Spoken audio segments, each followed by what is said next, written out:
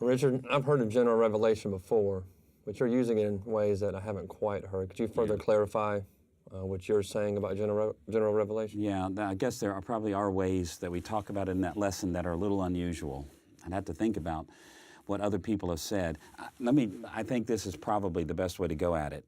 Most of the time when you hear the words general revelation in theological education, people are talking about the way God reveals himself in nature. And usually they mean raw nature, like big trees in the forest or big mountains and the clouds in the skies, things like that. You sit back and go, oh, God must be great because he made big mountains, and he must be strong because he holds the sun in his hand, things like that. And that's true. That is certainly a part of general revelation. But the reason we use the word general for general revelation rather than natural revelation, which is sort of the older term, is to avoid that problem of identifying it just with nature in the raw.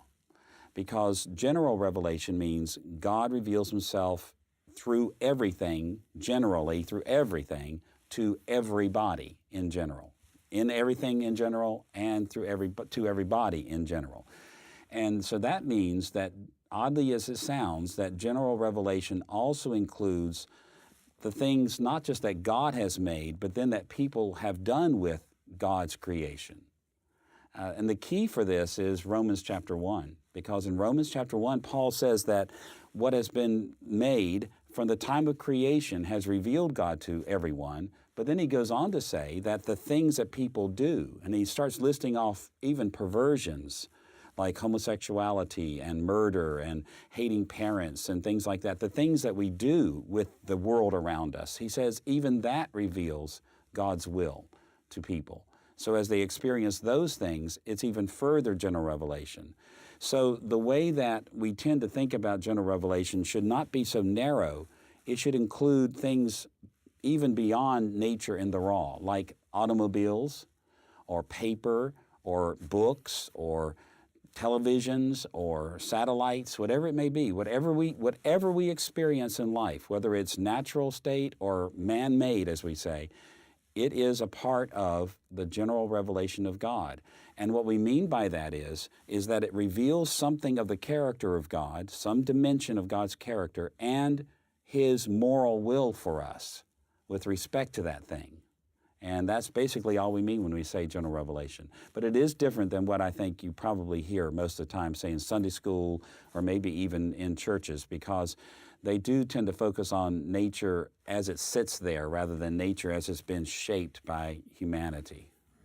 Having said that, Richard, my father is from Jamaica, and he makes a mean jerk chicken. What does that tell me about God? How mean is it? It's bad. Is it bad? Does that mean like it's hot? It's hot and it's good, hot and spicy. Good. Well, there are a million things that we could say about it.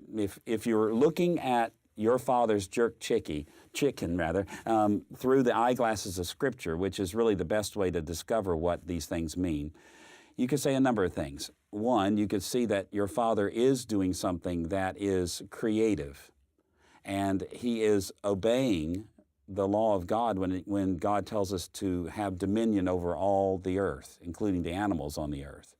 And so watching your father make his jerk chicken from the time he cuts off the head of the chicken and pulls the feathers out and cuts it up into pieces and then figures out how to make it taste good.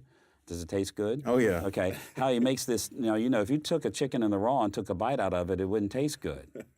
But what your father does is he takes something that in the raw natural state doesn't taste all that good, and he turns it into something that's, I want to taste, okay? It's magnificent. Well, what this demonstrates is that the image of God, humanity really has been given dominion over the earth. And that, of course, is one of the most fundamental teachings of the Bible.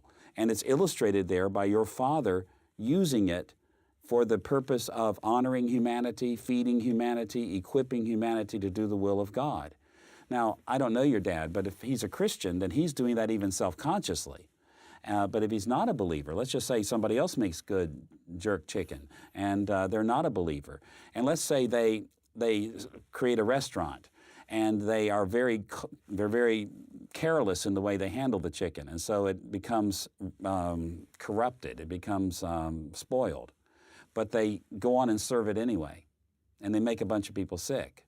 Well, that event reveals God too, because that restaurateur is not doing things according to the will of God. He's hurting people. He's killing people. And when we look at that general revelation, we realize that's an immoral thing to do. So it's revealing God's character as a good God and a loving and kind God, and by contrast with what the human race is doing. And that's the way it is with every single thing we do. When we build buildings, it shows that we are fulfilling the call to subdue the earth. God has called us to do that. And when those buildings are put to good use, well, then we can honor God for that. And we say that's a good thing because that's what it's for. When they're put to bad use, then we can say that's not what it's for. It's against the will of God. And these things, according to the Apostle Paul in Romans 1, to one degree or another, are evident in the general revelation itself. And that you don't have to be a Christian, at least in your subconscious, to know that this is true. And that's why it would be that even in a country that doesn't claim to be Christian, if your father runs a restaurant and serves spoiled meat and lots of people die, he's going to be in trouble because there's an immorality to that.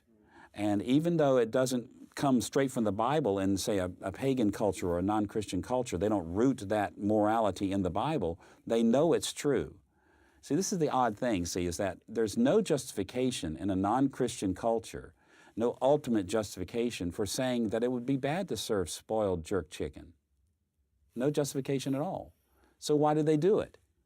Why, say, for example, in communist China, where there is no Christian basis for the laws, why is it that when they serve bad meat in China, in restaurants, that those people are taken off and sent to prison?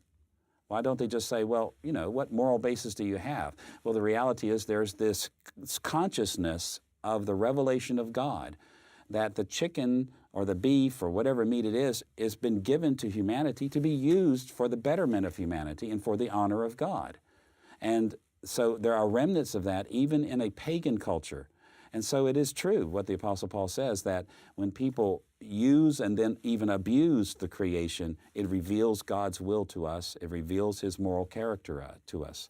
That's what I mean when I say that every single thing, whether it's nature in the raw or nature developed by human beings, reveals the will of God and the character of God in general revelation.